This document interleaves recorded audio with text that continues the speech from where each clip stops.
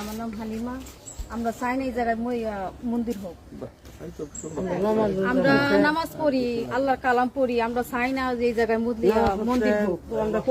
আমরা অনেক ক্ষতি হবে এই জায়গায় মন্দির হইলে। আমরা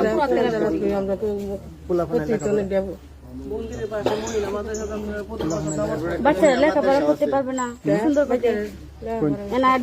বাচ্চারা তো মনে করেন কথা বুঝে অসুস্থরা থাকবো, তারা সমস্যা হাড়ের রোগী আছে, কত পাশে বয়স্ক লোক, মহিলা পুরুষেরা আছে, বাচ্চা কাচ্চা আছে, তারা সমস্যা হইব। আমরা কোরআন তোরার পড়বাম সময় বাঁচবার লাগে পারতাম না, মানে মনে মাঝে অন্য একটা খারাপ ইয়া যাইব, আমরা সমস্যা হইব। মজলিশপুর গ্রাম থেকে বলছি যে এখানে হিন্দু সনাতনী ধর্মের যারা আছে তারা চাচ্ছে যে এখানে মন্দির দেওয়ার জন্য, কিন্তু আমরা মুসলমান যারা আছি তাদের ইবাদত বন্দেগীর ক্ষতি হবে। তারপর বাচ্চারা আছে তারা সারাদিন বাদ্যযন্ত্র বাজাবে, এগুলো শুনে তারা বাচ্চাদের লেখাপড়ার ক্ষতি হবে।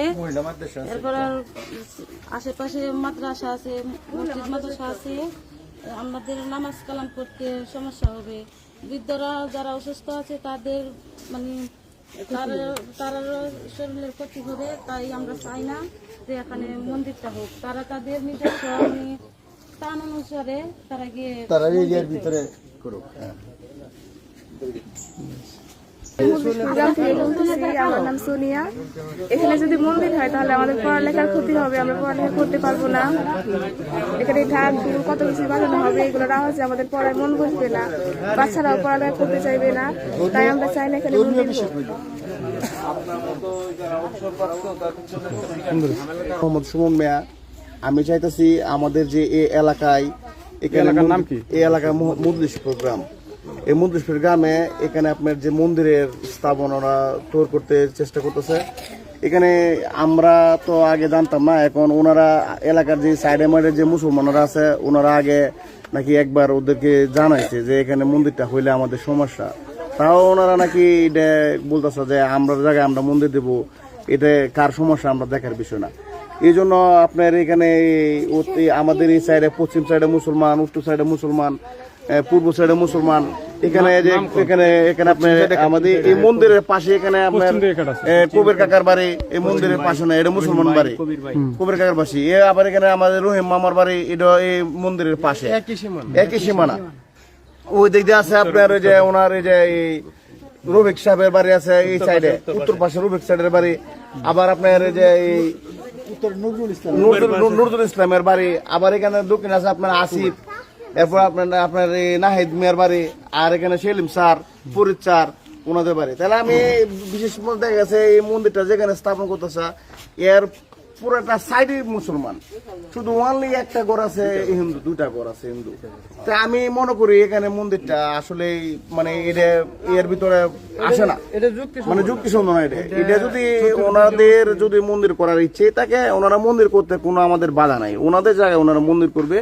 ওনারা একটু মন্দিরটা সাইড করে, মানে ওনারা যেখানে আপনার এটা করতে সুবিধা হবে ওনারা একটু চাইরে মন্দিরটা করুক, যেন আমাদের মুসলমানেরা যেন কোনো ক্ষতি না হয়। এখানে আসলে মন্দির হইলে আমার মনে হয় এই বাচ্চা কাচ্চা আছে, এরা রাইতে ঘুমাইতে সমস্যা হবে। এখানে আপনার সাপ্তাহিক মাসিক একটা অনুষ্ঠান হয় যে মন্দিরের মধ্যে আপনার যে কীর্তন বাজনা এগুলো হয়, এগুলো হইলে আপনার মনে করেন এই পোলা বাচ্চারা এখানে ঘুমাইতে একটা প্রবলেম হয়ে যাবে, লেখাপড়ার সমস্যা। সেজন্য আবার এখানে আপনার কাছে রমজান মাস আসলে এখানে রমজানে এখানে নামাজ পড়ানো হয়। এই যে এটার পাশে মাদ্রাসা, এই যে মহিলা মাদ্রাসা, এই মাদ্রাসা নামাজ পড়ানো হয়। আমি মনে করি এখানে নামাজ পড়তে ওদের একটু ব্যাঘাত ঘটবে। সেজন্য আমি চাই ওনাদের কাছে আমি বিনোদন অনুরোধ করি, ওনারা যেন ওনাদের সেফ মতো মন্দিরটা একটু অন্য জায়গায় করার চিন্তা ভাবনা করে, এই জায়গায় যেন মন্দিরটা না করে। আমরা চাই না এখানে ঝগড়া হোক, এখানে চাই না আমাদের আমার কোনো কথা কাটাকাটি হোক, এটা আমরা চাইবো না। আমরা চাইবো ওনারা যেন ওনাদের বুঝটা বুঝে যেন ওনারা ওনাদের জায়গা প্লেস মতো এটা করতে পারে। ধন্যবাদ।